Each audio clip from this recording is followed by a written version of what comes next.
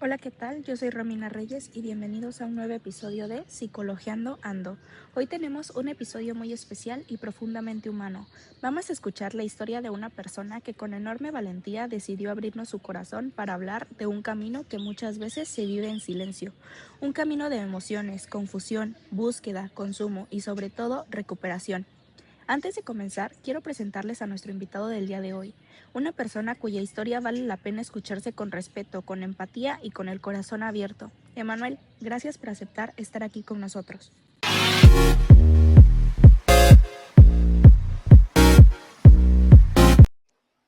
Hola, ¿qué tal, Romina? Gracias por la invitación que me haces el día de hoy para poder compartir un poco de mi experiencia. Gracias por brindarme este espacio en tu podcast. Gracias por estar aquí y confiar en este espacio. Si te parece bien, comencemos desde el principio, desde esa parte que muchas veces marca lo que viene después. ¿Podrías compartirnos cómo recuerdas tu infancia y el ambiente emocional que te rodeaba en ese tiempo? Mira, mi infancia la recuerdo perfectamente bien. Tuve una infancia muy bonita porque en la familia éramos como unos 20, 25 primos, ¿no?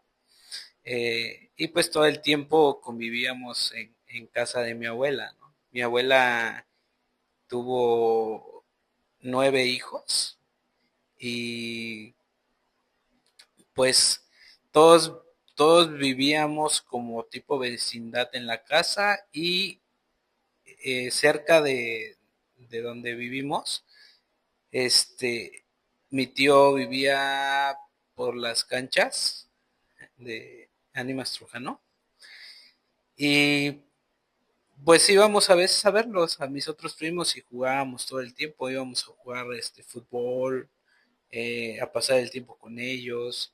Mi tía había comprado un terreno cerca ahí de la casa de donde vivía, donde también vivía uno de sus hermanos, y pues en la infancia nos gustaba mucho ir allá porque el espacio de esa casa era todo tipo campo, ¿no?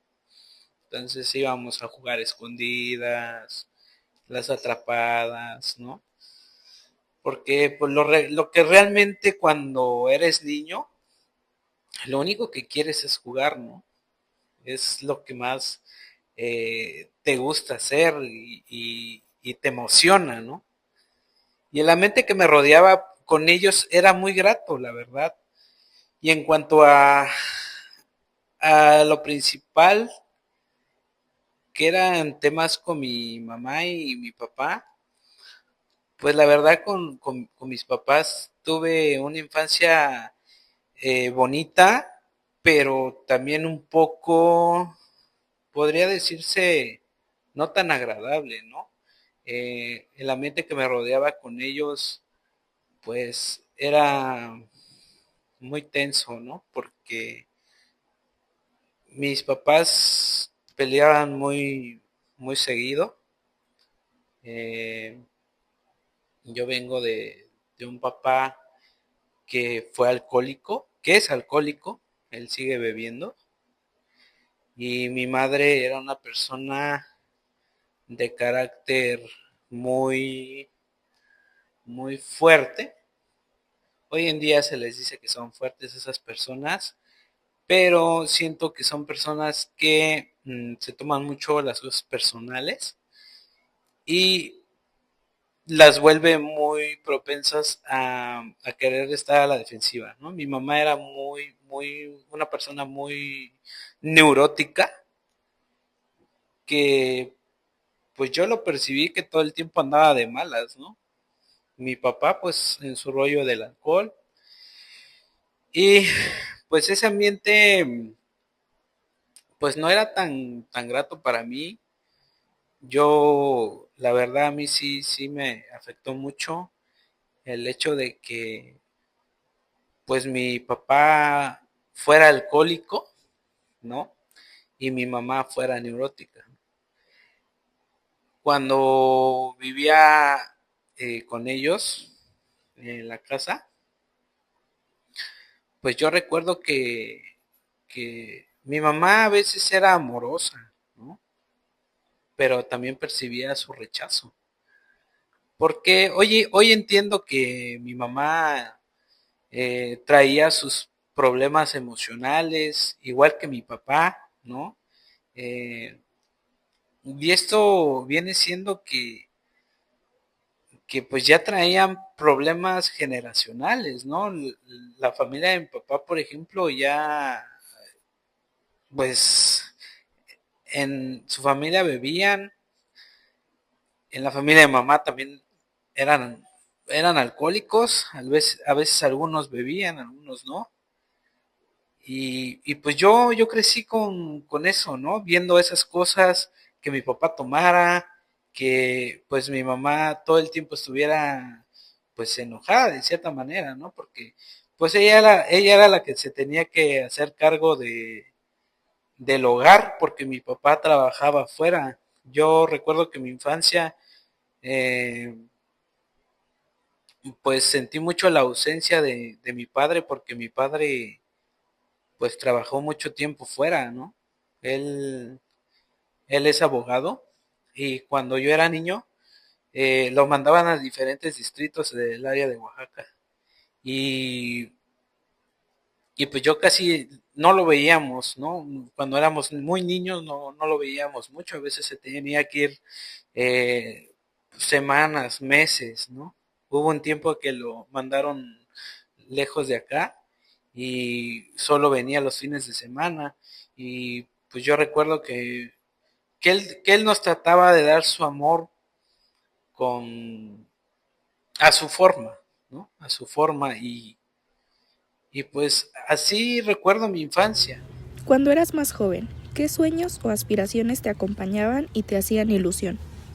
Uno de mis grandes sueños era querer ser jugador de fútbol. A mí me gustaba mucho de niño jugar fútbol y cuando llegué a la adolescencia, pues veía yo a un al famoso Ronaldinho y yo quería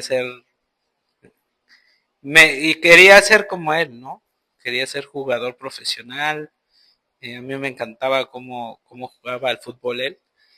Y cuando crecí, quiero como que empezar en ese ámbito del deporte, a prepararme profesionalmente, ¿no? Antes de entrar a la carrera, pues yo quería estudiar para maestro de educación física, pero desgraciadamente no logré quedar en la institución donde se estudia esa carrera profesional y de ahí pues me desanimé y busqué una alternativa. Me fui a otra institución, pero no me gustó mucho el ambiente, cómo trabajaban en esa escuela y me volví a desanimar. Y el, pues como que me alejé un año del estudio y al final terminé estudiando derecho, algo que no tenía absolutamente nada que ver con ese sueño que yo traía desde niño y como que lo que yo quería hacer, ¿no? De grande. Entonces cambió bastante mi sueño, ¿no? O mi aspiración que yo tenía desde niño. ¿Cómo te relacionabas con tus emociones en tu adolescencia o juventud? Pues me relacionaba aislándome. Cuando me sentía yo triste, lo que hacía era encerrarme en mi cuarto y llorar. Cuando me regañaba mi mamá, lo que hacía era sentirme menospreciado por ella o rechazado. Y lo que hacía era eh, encerrarme en mi cuarto y decir, no es que mi mamá no me quiere o mi mamá no me comprende. Y pues eh, a base a la tristeza, eso era, ¿no? El querer deprimirme, porque al final de cuentas es una actitud que tomamos, una decisión el sentirnos así. Y yo decidí sentirme así y actuaba de esa manera cuando me sentía triste, ¿no? Cuando, cuando mis papás peleaban y había mucha tensión en ese ámbito, en la cocina sobre todo, porque era donde más peleaban, pues yo me sentía muy tenso y lo que hacía era tratar de comer lo más rápido posible para escapar de esa emoción, ¿no? De esa tensión, porque pues no me gustaba estar ahí, ¿no? Viendo que mis papás discutieran. Y también hacía eso, irme a mi cuarto, ¿no? Como que encontré un refugio en mi cuarto en donde podía yo expresar mis emociones ahí, ¿no? Canalizar mis emociones ahí en mi nido, ¿no? Que yo lo veía como un nido en mi cuarto donde podría yo llorar y expresarme o decirme a mí mismo cómo me sentía.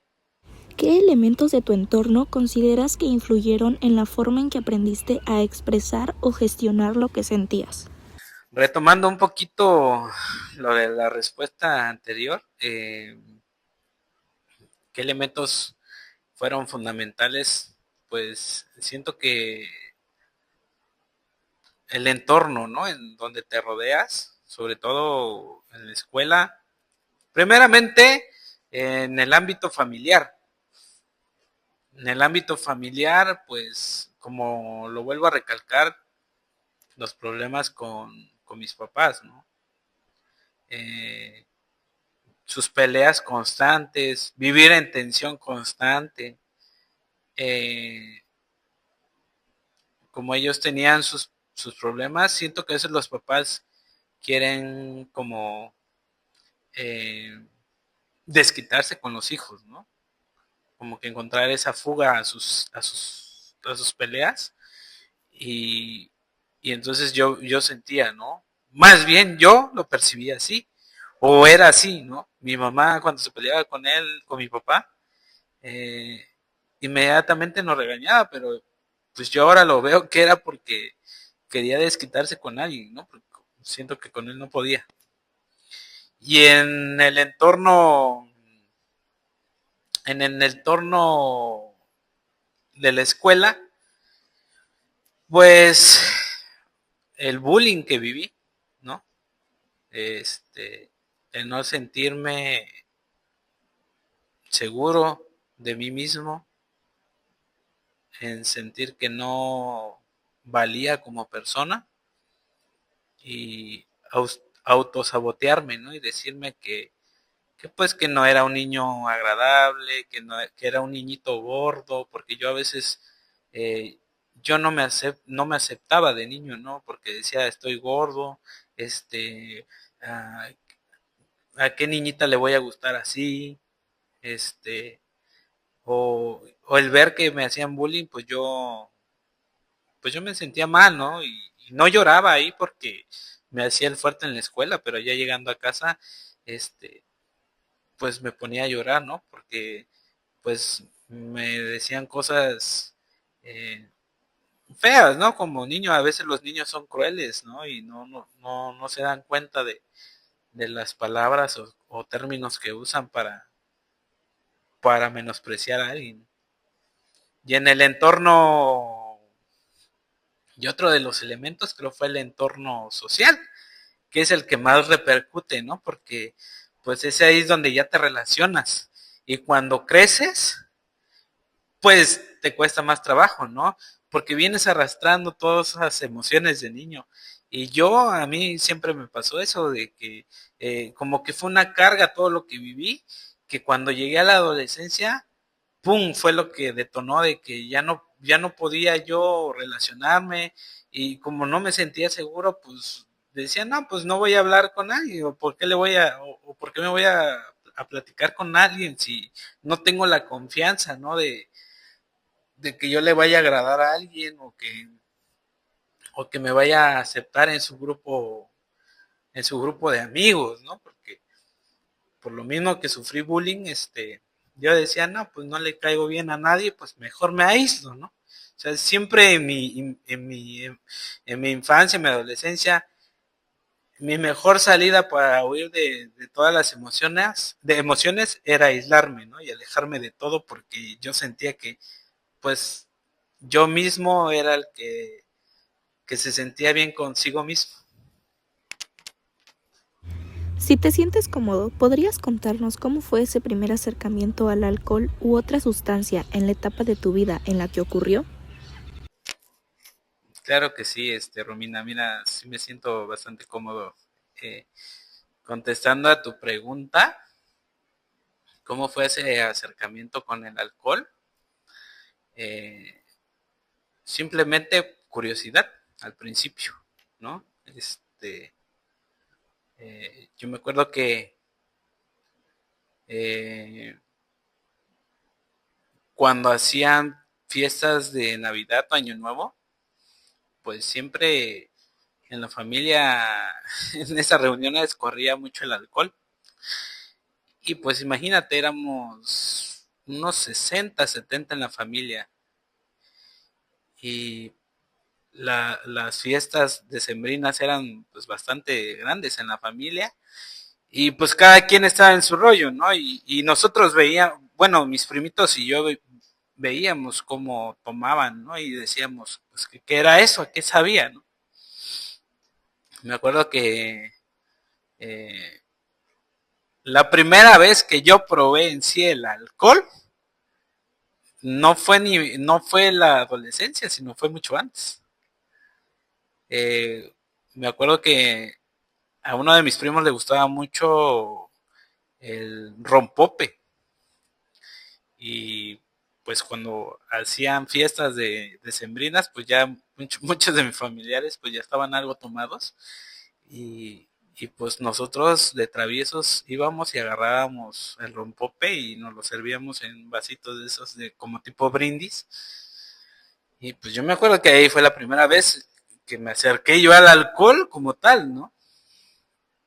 Y, y pues nada más, fue simplemente curiosidad y conforme pasaron los años, pues yo no sentía, pues, ¿cómo les gusta esta cosa? Decía yo, ¿no? Sí, pues sabe horrible.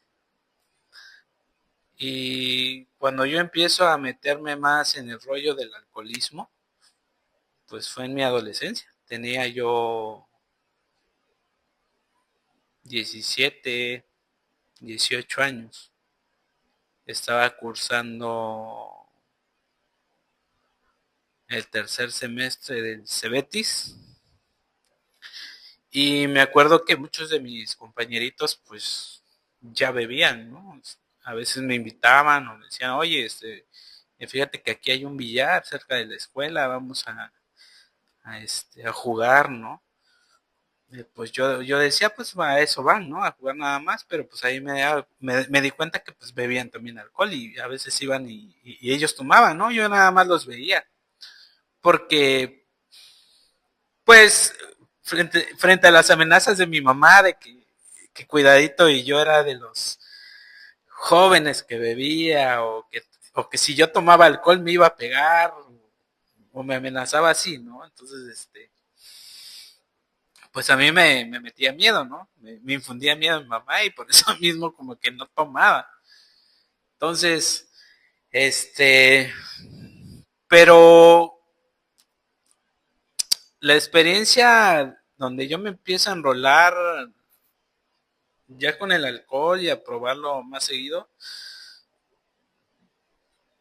me acuerdo que una vez salí de la escuela del Cebetis y le hablé a mis papás porque no habían ido por mí, ¿no?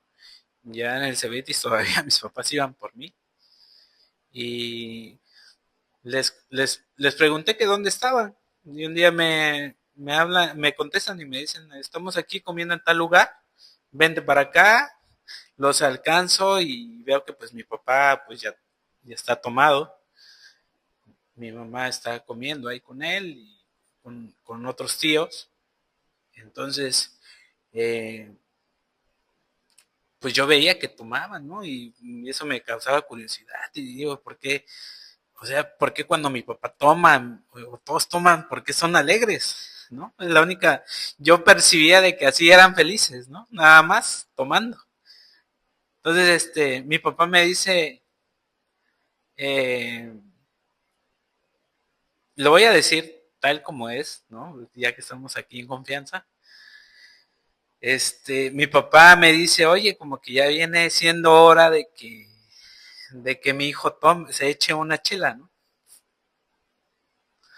Y pues me acuerdo que mi mamá se volteó súper enojada y le dijo, eh, ¿cómo crees que le vas a decir eso a tu hijo? Y le empieza a decir otras palabras, ¿no? Entonces, pues nada más va a ser una, que la pruebe, ¿no? A que se ande escondiendo y tomando, ¿no? Entonces, me acuerdo que mi mamá estaba tomando una michelada y mi papá estaba tomando una botella, ¿no? De whisky. Me acuerdo perfectamente bien. Y entonces le digo, pues, va, lo voy a probar, ¿no? Ya, me piden una michelada igual que la que estaba tomando mi mamá. Y ahí como que fue mi acercamiento como que más, este, pues ya de grande, la primera vez se podría decir en la adolescencia, ¿no? Y pues me gustó la michelada, ¿no? Porque la cerveza sola, pues, no me gustó cuando le di un traguito. Entonces dije, no, pues la michelada. Y fue ahí donde tuve mi primer acercamiento, ¿no? Pero lejos de querer probarla, yo lo hice más que nada por sentirme aceptado por mi propio padre, por estar con él, por eh, decir, ay, mi papá me observa, ¿no? Y se siente orgulloso porque estoy ahí haciendo lo que él quiere. Entonces yo, por eso tuve ese acercamiento con el alcohol. Y en cuanto a otras sustancias, pues estaba yo cursando la universidad y tenía un amigo que, que estimo mucho hoy en día. Y me acuerdo que él, pues siempre andaba cargando una grapita de coca, ¿no? Yo no sabía, pero a mí me decían, ¿no? Porque siempre andaba cargando una grapita de coca, de cocaína. Y cerca de la universidad había un bar muy famoso, donde todos los de las facultades se iban a meter ahí, inclusive nosotros, ¿no? Entonces, pues ahí nos gustaba irnos a meter y a estar bebiendo, ¿no? Porque ya, cuando estoy en la universidad, pues mi consumo del alcohol era más frecuente, ¿no? Y en más cantidad. Entonces, un día ya tomado, se me acerca ese amigo y me dice, oye, ya estás muy tomado, yo tengo una solución para que se te baje lo tomado. Y me dice, nada más que ven, y ya nos salimos ahí a la calle y saca un polvo blanco, ¿no? Y pues mi primera pregunta es, ¿qué es eso? Y me dice, tú pruébalo. Y pues por experimentar, por igualado, por saber qué se sentía, pues lo hice, ¿no? Eh, Me acuerdo que le tenía una llave de su carro y en la llave, en la punta, le ponía ese polvo y lo inhalaba. Entonces me dice, ahora vas tú, y pues lo inhalé. Y ya que lo inhalé, me pregunta, ¿sentiste algo? Pues le dije, pues la neta, ¿no? Todavía no siento nada. Y ya le vuelvo a preguntar que qué era, pues, ¿no? Y me dice, lo que traigo aquí es cocaína. Y yo le dije, la famosa cocaína. Y le digo, pero pues la verdad no siento nada, ¿no? Y pasó media hora, una hora, y pues le dije, ¿sabes qué? Lo que me diste no me gustó, ni siquiera sentí nada. Y fue la única y última vez que probé la cocaína. ¿En qué momento comenzaste a notar que ese consumo empezaba a tener un impacto en tu bienestar o en tu día a día?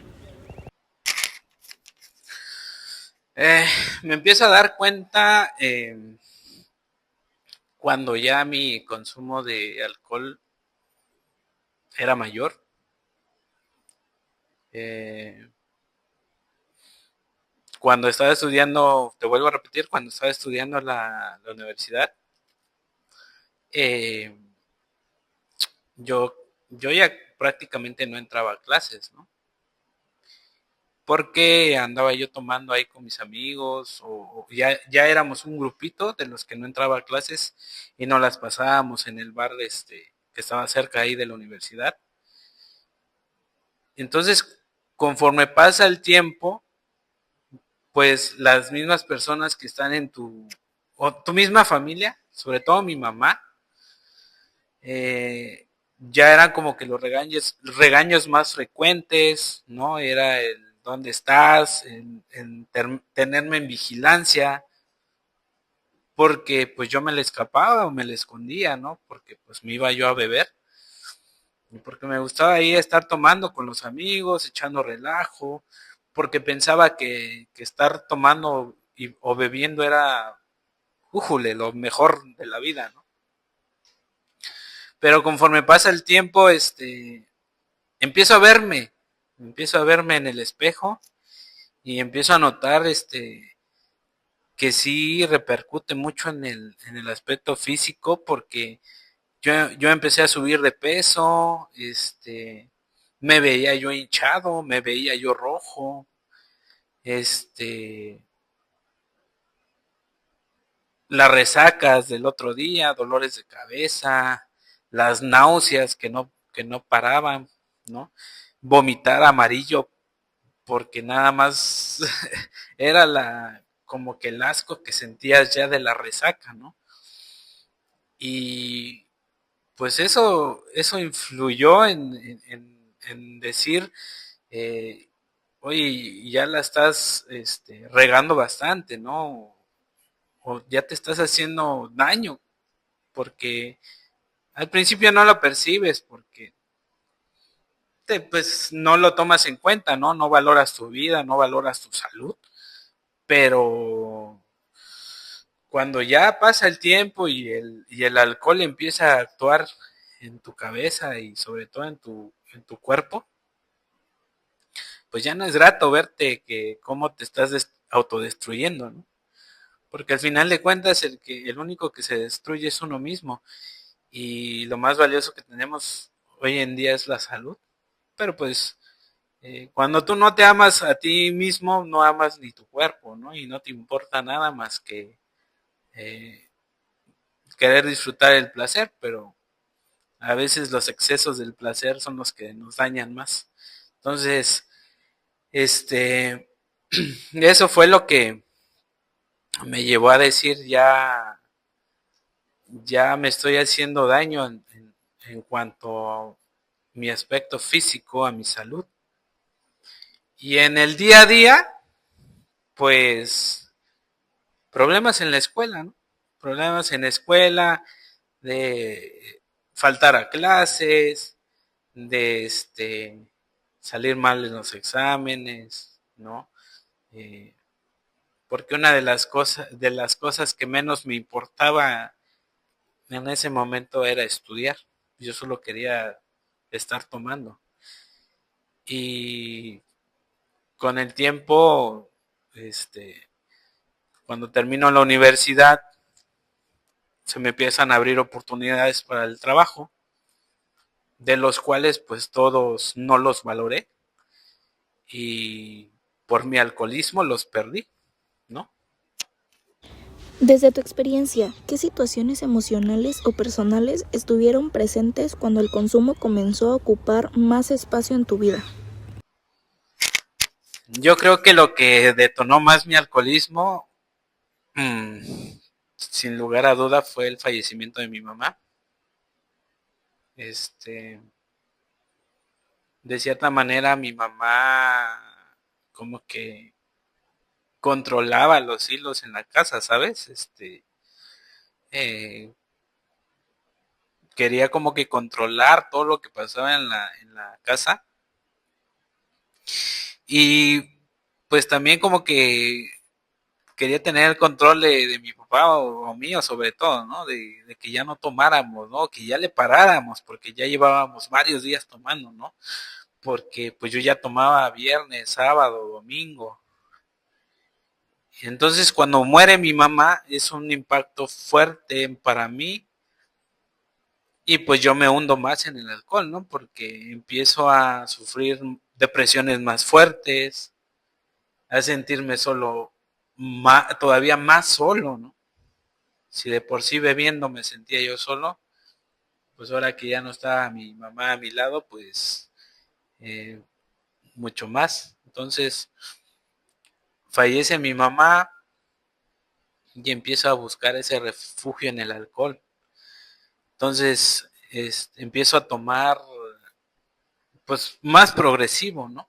Ya como no había alguien que me ponía límites y pues yo veía a mi papá tomando también cuando muere mi mamá, ¿no?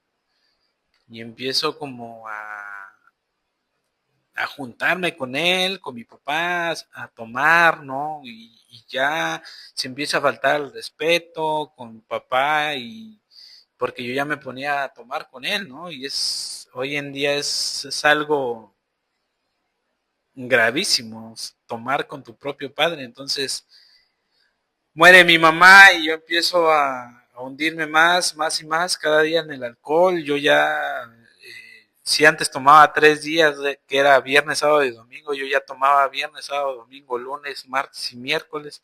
Y solamente había un día en la semana que yo le paraba, que era jueves, ¿no? Y a veces viernes. Y volverla a agarrar, ¿no? Sábado, domingo. Y un episodio destructivo día con día, ¿no? Porque pues el único que te vuelvo a recalcar, el único que se destruye es uno mismo. Y, y eso fue sobre todo que yo por eso empecé a beber más todavía, ¿no? ¿Hubo un instante o experiencia específica que te hizo pensar que quizá necesitabas apoyo o un cambio? Pues precisamente el dejar de beber, porque en Alcohólicos Anónimos tenemos una frase muy común que es decir, hola, ¿qué tal? Soy Emanuel y soy un enfermo alcohólico. Nosotros como alcohólicos en nuestro programa, el decir yo soy alcohólico es calificarme como que tengo una enfermedad, ¿sabes? Pero la enfermedad deriva de las emociones. Entonces, yo creo que lo más retador a lo que me he enfrentado es saber que yo ya no puedo volver a beber ninguna copa. Y algo que nos cuesta mucho como alcohólicos, bueno, a mí sobre todo es ser una persona que tiene que estar en constante recuperación y la recuperación se trata de eh, ir a nuestra sesión, a nuestra terapia, porque el grupo te da terapia, te da la ayuda, ¿no? Para que tú dejes de beber. Entonces, lo más retador es ser una persona responsable con tu enfermedad, ¿no? Y enfrentarla. Eso es lo más retador, el que tú tengas que ir a las 8:30 sesión todos los días y que estés una hora y media escuchando la terapia, ¿no? Los consejos de tus padrinos. Y a veces eh, es difícil porque ponemos pretextos, ¿no? Para no ir al grupo, de que, ay, que porque me da flojera, ay, porque siento que ya me recuperé, siento que ahí la llevo, yo ya no creo que vuelva a tomar, pero nosotros los alcohólicos hemos visto casos donde se han visto esas recaídas, ¿no? Que personas que llevaban 5, 6, 7, 8 años en el grupo vuelven a caer en las garras del alcohol, como le llaman doble A. Entonces, yo creo que ese es lo más retador, ¿no? El, tener la responsabilidad de decir, soy un enfermo y necesito ayuda, no nada más hoy, sino todos los días, ¿no? Creo que es algo fundamental para nosotros los alcohólicos. En tu proceso de recuperación, ¿qué parte ha sido emocionalmente más retadora para ti? Sí, tuve bastantes experiencias para que yo decidiera dejar de beber. Una de ellas, pues, fue que amigos cercanos a mí se empezaron a alejar de mí las personas, ¿no?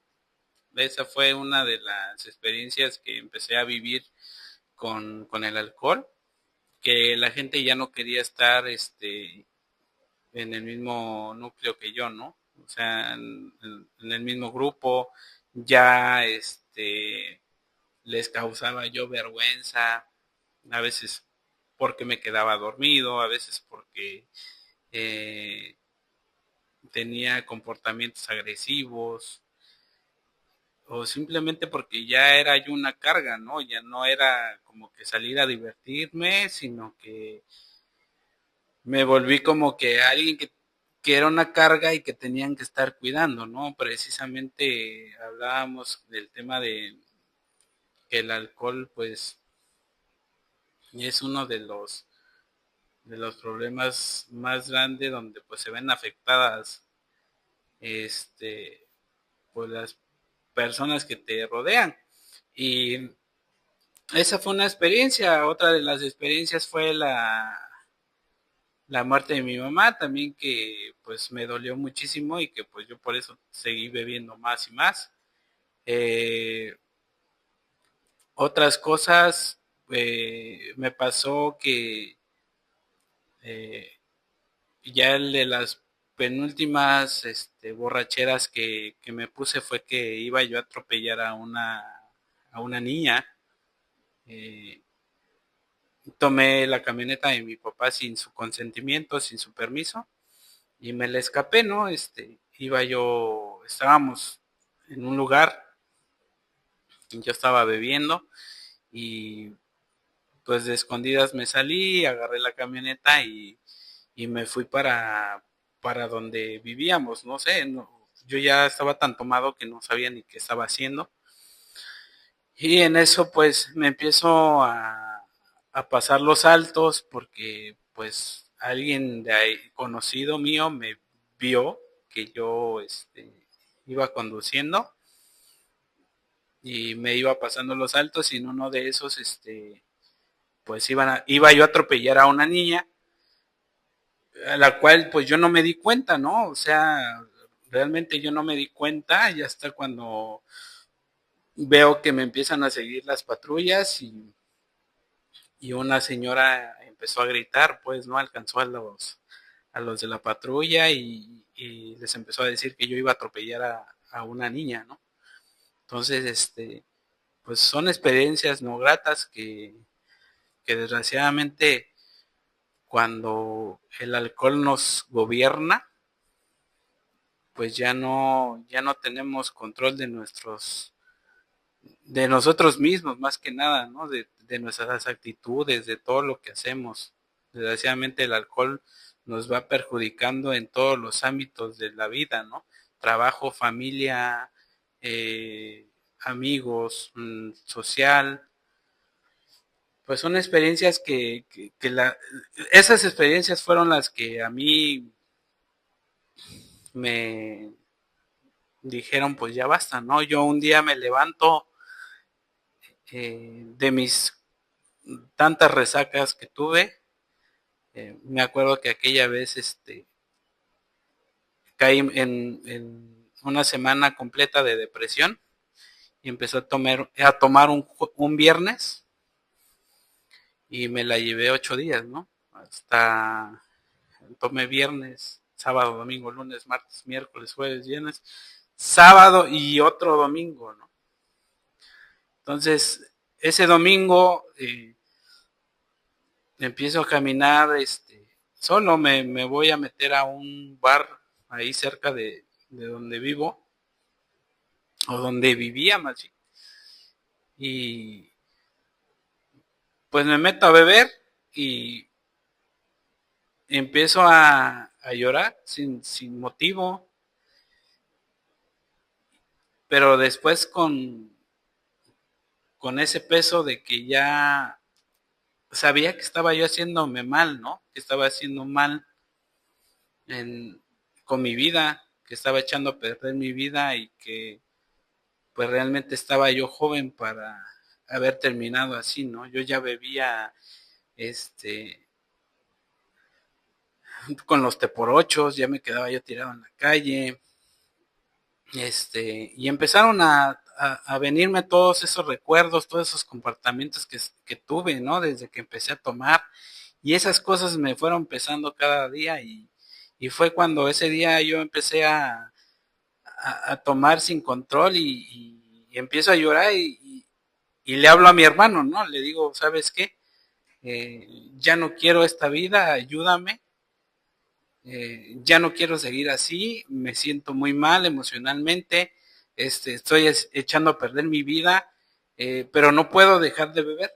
Yo solo no puedo dejar de beber, ya lo intenté muchísimas veces y no puedo, y entonces eh, esa primera llamada que le hice a mi hermano de pidiendo ayuda, porque precisamente un alcohólico no deja de beber hasta que no busca ayuda por él mismo, ¿no?